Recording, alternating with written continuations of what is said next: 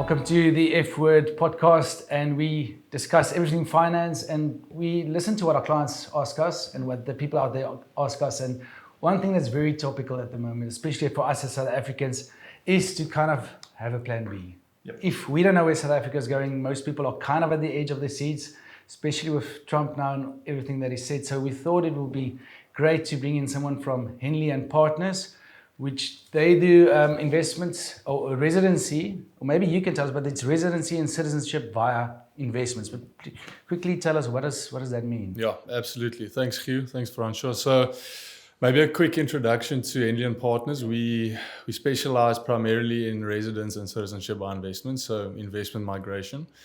We've got a substantial footprint across the globe with about 65 offices in South Africa, in Johannesburg, and in Cape Town.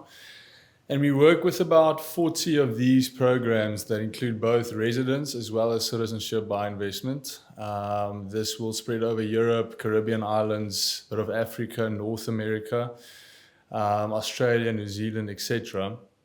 And we typically we sit with our clients, typically more higher net worth individuals and families, and see how we can assist them in obtaining a second passport and residency through various investment vehicles, if you'd like. We also run the world's leading government advisory practice for investment migration, where we sort of advise these jurisdictions and governments of these countries in how to successfully implement these programs. We've also raised more than about 15 billion USD in foreign direct investment over the past 25 years. And where it comes down to is how we can optimize global mobility for our clients and secure Plan B and an insurance policy. Okay, so that was quite a lot. So just for a person like me, I don't even understand most of the time the difference between permanent residency and being a citizen, and what advantages are with which one. So maybe if you can just explain that to me. Of course, it is it can be complicated at first, but what it is, long and the short, is a permanent residency allows you freedom of movement within one country. So let's take Portugal as an example. You have residency in Portugal, you have the freedom to work, live and study, retire in Portugal. And you have visa-free travel benefits to the entire European Schengen area with a Portuguese resident. If you take a Mauritius resident, as another example, you only have freedom of movement within Mauritius. So work, live and study there with no benefits outside of Mauritius. So you basically are a resident, but you don't have any national ties to that country. Where a citizenship, which is a passport, you are a legal member of that nation as a foreigner. Well, not anymore foreigner now. And that completely optimizes your global mobility. You get access to, with Portugal, more than 190 countries. It significantly diversifies your lifestyle, the opportunities, educational, etc., etc. So you can, with a permanent residency, indefinitely renew. You don't always need a citizenship, but that is the difference. So your clients, you have money, you want to invest, and we'll talk about the different investment options. You either buy a property or you invest in a certain country, then you get either residency or citizenship. Do they still stay South African citizens in most of the cases, or is this financial immigration? This is not completely immigrating, am I right? Yeah. So South Africa luckily does allow dual citizenship. So a lot of our clients, there's actually a big misperception that our clients, we are motivating them to get out of the country. That's not the case at all. About 5% of our clients relocate. The rest of them only get this as a plan B, as an insurance policy, as mentioned earlier, diversification in offshore investment portfolios, lifestyle, etc. So yes, you still stay a South African citizen, you still keep your residency, but depending on the jurisdiction, you can have dual citizenship and dual residency. Yeah, so with the residency, let's say with the Portuguese residency, do you also have the benefits of their healthcare system? So you can have that with the residency. Yeah, absolutely. So when we sit with clients, we sort of take a look the entire basket of things. It's a very holistic approach. So you are in a position to get additional and in most cases better healthcare, better education. So yes, you do have access to that as well. Yeah. Yeah, I think for our clients, we definitely, the world's such a small place now. You definitely want to invest overseas. We definitely encourage our clients, not that we negative South Africa, but it's just there's so many opportunities out there. Yeah. You can invest in dollar accounts or pounds or sterling, whatever the case may be. But this, what type of investment are we looking at? And if you can just give us some figures, it is higher net worth clients. But do you buy a property in Portugal now? You can stay there, that's your holiday home, and you've got the visa for Portugal. Is that like one of the options? Or where does the money go to when you invest? Yeah. So it depends on jurisdiction. So let's take Portugal again as an example, and then maybe the Caribbean islands or Malta or US EB5 program. So Portugal, the property option is no longer available. So you have two options now of a donation to the government. So it's a national heritage fund. Or you can invest into one of several fund managers. It's normally hospitality funds, venture capital funds. So you typically with these programs have two options. It is more for the higher net worth individuals and families. It typically starts at around 250,000 euros. Can go up to anywhere 500, 600,000 euros. There are other options such as Latvia, where you can get a European residency for 80,000 euros. So that would be the cheapest option. That would be the cheapest option for South Africans. Like 2 million, yeah, that's around, let's work around a 20 euro to 1 rand. So 1.6 million rand. It's actually a bit less, but the big thing and the good thing about, for example, Latvia is that part of that 80,000 euros is an investment as well with a guaranteed buyback after 5 to 7 years. There are additional fees, professional fees and state budget fees. But if you look at other options such as the Caribbean, it also starts at around $230,000. And then it can go up to anywhere to 270 to a 300,000 USD threshold, depending on the property acquisition or the donation to the government. So the big difference is the timeline to a passport. Portugal typically takes 5 to 6 years with requirements in between, minimum physical presence requirements, investment needs to be intact, and of course the language course or the online course that you need to do in that 5 to 6 years. And with the Caribbean, it's 6 to 12 months. Then you have a passport in your hands without ever going to the Caribbean whatsoever. So after that, there's minimal to none, minimal to no minimum physical presence requirements as well. So you get the passport, you never have to show your face in that country again if you don't want to. It's purely to, as mentioned earlier, again, optimize your global mobility. Obviously, hedge against political and economic instability as well. That's obviously a very realistic factor. So I understand why the individual do it, but why would the countries want to do it? Is it just to attract foreign investments? Absolutely, yeah. So remember, you attract the high to ultra high net worth individuals and families. So it's an absolute asset for that country. It's an economic asset. They contribute significantly to the economy, and in most cases, not only now, but once they become citizens, they keep contributing as well. Is that what Trump wanted to accomplish, do you think? Or why make a statement like that? Is it as easy as now you can go and live in the US? Obviously, you have to give up, well, that's what I read in the news, you have to give up your South African citizenship, but yeah. Are they attracting the wealthy South Africans there? Or what was the real reason behind that? Yeah, I read an article the other day. I think, with the Rugby World Cup coming up in 2031, he's maybe just recruiting players. I don't know. But no, look, it's... I'm sure you still got some legs in you to how many legs left? Yeah. So, you still have some time. But no, look, it's a very controversial and topical thing that's going around now with Donald Trump and all the statements. I think from a South African point of view, it has been met with, some outrage. And I think specifically for some people that might be, they feel they were treated unfairly.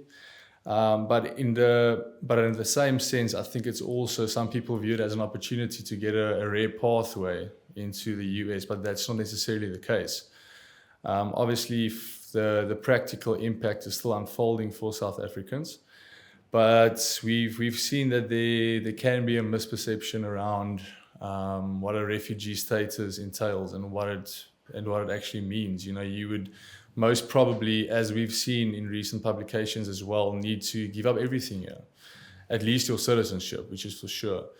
And even if you do go as a refugee, there's no real guarantee that you will become a permanent resident, not to mention citizenship. All of this is subject to, you know, you proving persecution. And as an economically privileged individual, which is not that hard to define, it can be really difficult. So it's not dual citizenship. It's not an investment migration structure. Going into a refugee program, you are telling the country that you're going to, in this case the US, and the country you're fleeing from, in this case South Africa, there's a reason, and there are consequences. So obviously we do not have all the information. It's still early times, but from what we can take away, that's about it, yeah. Do you think it's one of those knee-jerk reactions and Trump just saying things just to say something and then nothing will come from it? I think he saw, like Elon Musk, the talent that there's in South Africa. He wants more Elon Musk there. I mean, that's... Look, it's I think it definitely reignited global discussions around the US immigration policy for Trump in his second term. But I think currently we can expect everything from 2 weeks from now, 3 weeks from now. So it's a bit early to tell, I would say. But yeah, we will wait and see. But we've had clients come to us and, you know, having this conversation. And so we do work with the US EB5 program, and with a conversation, you know, sort of concluded was, listen, why not invest into a law-binding, now immediate available law-binding investment migration structure in the US? And in doing so, you get your residency, which is a green card, and ultimately it leads to citizenship. It is, as mentioned, it is a guaranteed, not guaranteed, but it's a much more realistic and hassle-free route compared to waiting for something like this to realize, if it realizes. So basically, if you have the money, rather do that. If you have the money, rather do that. But we've seen this is all specifically aimed at farmers, isn't it? Mm-hmm.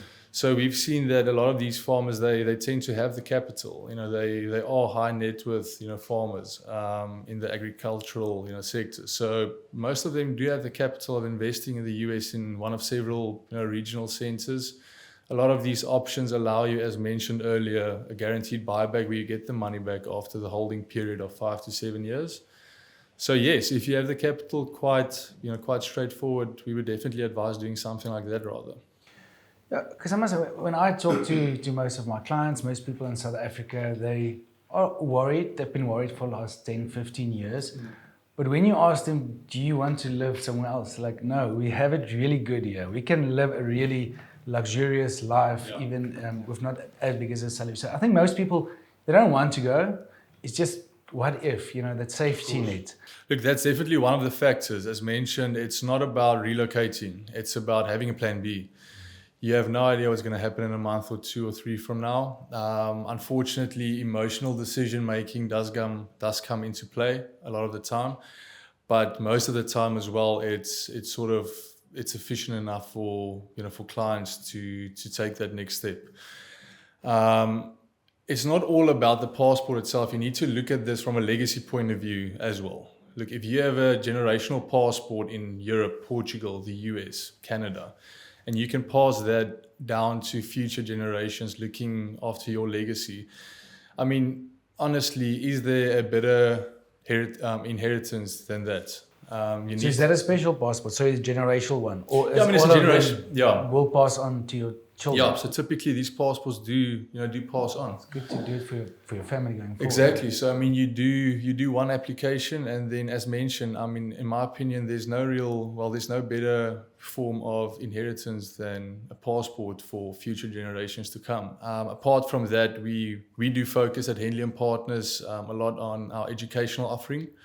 So there are substantial educational benefits to this as well. I mean, we are the only provider where you can graduate with a degree and citizenship at the same time. So we have a tool that's called the Henley Academic Profiling Assessment, and we sit with families, younger families with children between the ages of 6 and 16, and we do online consultations with them, and we provide them with a very detailed and comprehensive overview of where their child or children are in terms of, compared to international standards and UK standards. We do all the normal testing. It is one of your more premium tests that you can do.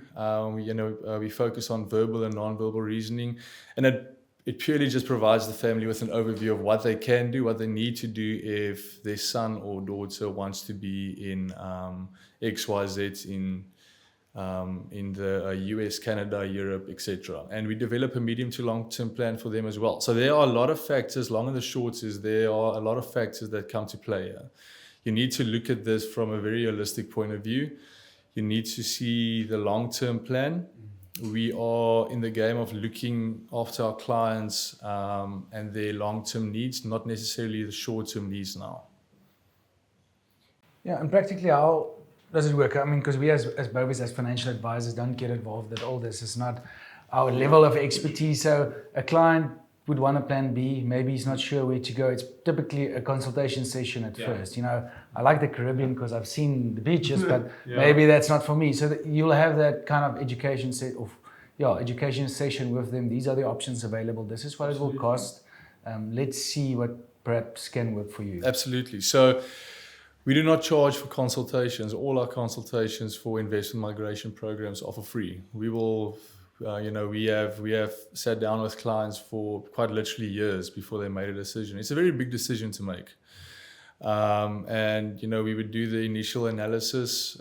We would then develop a medium to long-term plan for them, outlining all the costs and timelines and processes. Along the way, they will be, assigned their own, relationship manager as well as the investment migration advisor. And step by step throughout this whole process, depending on the jurisdiction, whether it takes 12 months, 5 months, 2 years, 3 years, we keep guiding them step by step. So we do provide a very end-to-end service level. And, the big thing, the main reason why we are able to do that is because of our extensive network all across the globe, of lawyers, fund managers, tax specialists. And that's where we tend to bring them in to assist our clients and the wealth managers such as yourself, of course. And you mentioned you've got 60 offices across the world. Yeah. So you obviously do it for Henley Partners, does it for other countries as well. So it's not just a South African thing that people want to have a second. Yeah. That's what people need to realize as well. I heard in Europe it's the same. Or the UK, there's a lot of people want to exit as well and have that plan B. So it's not just a South African thing. And I was sitting at dinner the other day, an Austrian lady needs to go back. Now she came for summer, now she needs to go back and she's dreading it to go back because she loves it here. Yeah. And I said, it's just the weather. She said, no, it's not the weather, it's the political side, it's this and this. It sounds exactly like we do in our country. So I think most people, especially in the US now, half of them are not happy, with after election. So it is interesting. It's not just a South African phenomenon. So it's not an emotional thing that you just, like you said, you just need to make a quick decision now. It's a long-term decision and you walk that road with them. Yeah, absolutely. So I mean, you do need to take some time, but at the end of the day, you need to look at who you're doing this with as well. You need to mitigate the risk, if any, with doing these programs. I mean, we've had clients who came to us who've lost a lot of money, and you need to work with people who have the correct connections all across the globe and who can help you step by step. And it's important for a South African, for example, when he or she is pursuing a program in Malta or in Portugal or in the US, for that company to have a footprint in that country as well, so that they can be assisted not only from a local point of view, but internationally as well. You say lost money, frauds, or was it just like fly-by-nights? Yeah, I don't think I'm going to go. I think don't it's mention it can be a combination of things. It can be a combination of scams, but I mean, it's just, you need to be careful, but you need to be, you need to be working with the correct people on this. It's very important. Yeah.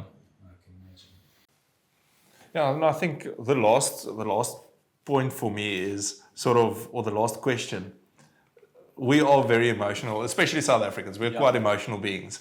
Have you seen an uptick or a downtick in the number of applications for these type of permits over the past years? Because I can remember when it was land expropriation without compensation. It's been brought back again. Yes, I was very negative about South Africa. COVID came, put everything back in order. Everything was dropped. And then we had the GNU. Everybody was really excited and still positive. And now you've got this Trump administration. So have you guys sort of seen a cycle with this? Or do most people just say, well, listen, I'm going to make this a total unemotional decision. I want this for my kids or whatever it may be. Look, definitely. I think over the past 2 years, especially, we've had a rapid increase of inquiries, everything that's going on, and I think that's across the globe. It's not just in South Africa. I mean, I think the instability in terms of political and economic factors are all around the world. We are seeing it now in the US and in South Africa. So as time goes by, things are going to get better, things are going to get worse, as with any other nation. The important thing is not to make a rash, emotional decision, but rather look at the long term. So whether anything happens now, look at your children, look at the future legacy, look at what you're getting, your value for money, look at what you want in the long term, 5 to 10 years, and look what this passport or permanent residence means for you, rather than your external environment in the immediate position, if that makes sense. You need to be realistic. This is a very big decision, but it can be the best one if you do it correctly. And that, like you said, the legacy planning, because a lot of clients I talk to, they say, I'm too old to go now, but my children will definitely go. Even if it's just going to work for a couple of years. So I like that education one. You can see, my child up to par with his education, can you help him? Let's go and study abroad. And then you can decide, come back or work there for a couple of years. I mean, get that exposure. I think it's magnificent for everybody just to get that international exposure, come back or don't come back, but stay a South African and be a global citizen. Of course. Look, another big thing, if you do look at it from a financial point of view, from the educational part, is if your children go and study abroad, and they are residents or citizenship or citizens, you don't pay international study fees, and you quite literally save hundreds of thousands of rands when your study fees are subsidized to a local extent. Especially in very popular jurisdictions where South Africans do go and study, Canada, US, UK, can make a very big difference. So if you are planning on doing that residency and citizenship, we would advise, if you do have children that's going to study in the next few years, you might as well do that process now and save money in the long term. So again, depends on family. It's on a family by family basis, case by case, and there are a lot of factors at play. Some people like Mauritius because it's a very attractive tax haven. Of course, some people like the Caribbean islands because it provides significant global mobility. Some people like the US and Canada because it provides, security to an extent and educational offerings, and Europe because it offers you, if you have a European passport, you can go and live, work, and study in any other European country for that matter. So a lot of stuff at play, but I think it's very invaluable when you do take the time to consider these options. Lastly, how do people get in touch with you? Yeah, absolutely. So you can definitely visit our website, henleyglobal.com. You can send me an email. I'm sure we'll put it on the link below in the comment section if you don't mind. Absolutely. But you're more than welcome to visit our website. It has quite a few publications as well with, New World Wealth reports, private migration investment reports. We do the Henley Passport Index, so you can actually see how strong your passport is. So yeah, reach out, definitely. Yeah, and I see you've got quite a calm demeanor. So angry South Africans or worried South Africans, you can handle You that. get used to it. You get used to it. You get used to it. No, thank you. That was very insightful and definitely something I think worth investigating. Absolutely. Thank you so much.